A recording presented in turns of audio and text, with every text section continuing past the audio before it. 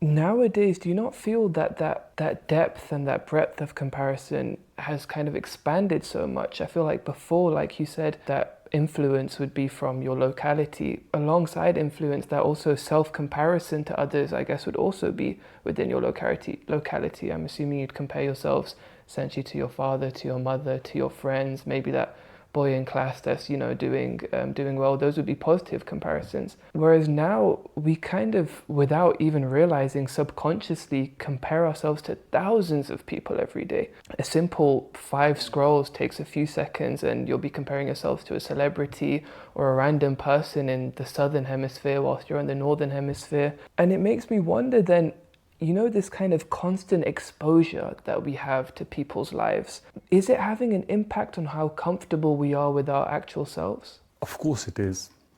That's a very different but important question. Because in our time, people in our surrounding knew us. Our identity was already kind of inherited and it built over time when we grew up. So we had to align ourselves with our 5 years old self, with our 10 years old self, with our 15 years old self, and then 20 years old self. And then at 25, whatever decisions we will make, so we would know and be mindful of that the surrounding people who know us for those particular times. So we can't abruptly become somebody else at the age of 25 or at the age of 30.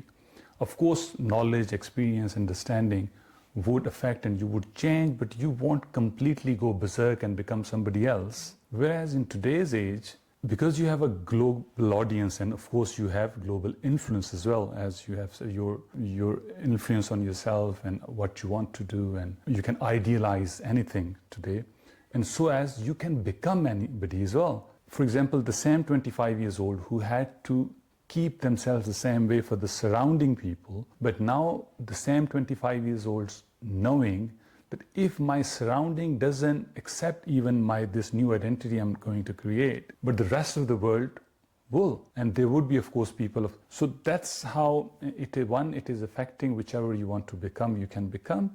And also you can take influence from global influencers. And of course that is impacting our personalities because desire has multiplied by 1,000.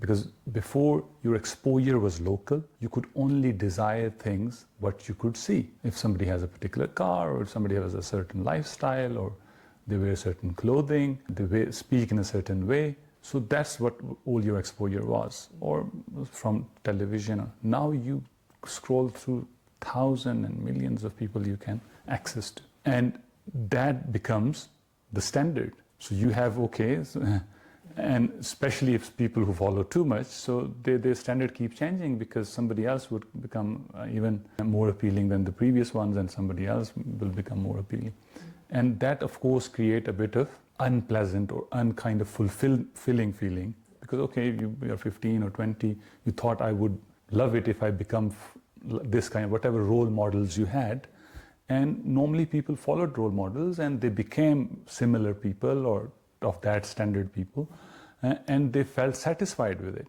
But now people have tens or hundreds of role models online, and then role models keep changing as well because there's so many other people keep coming, and that satisfaction that I have become this, whatever I wanted to achieve, I think that has kind of questioned as well, because your goalposts keep changing because of your access to so many desires and aspirations around the globe.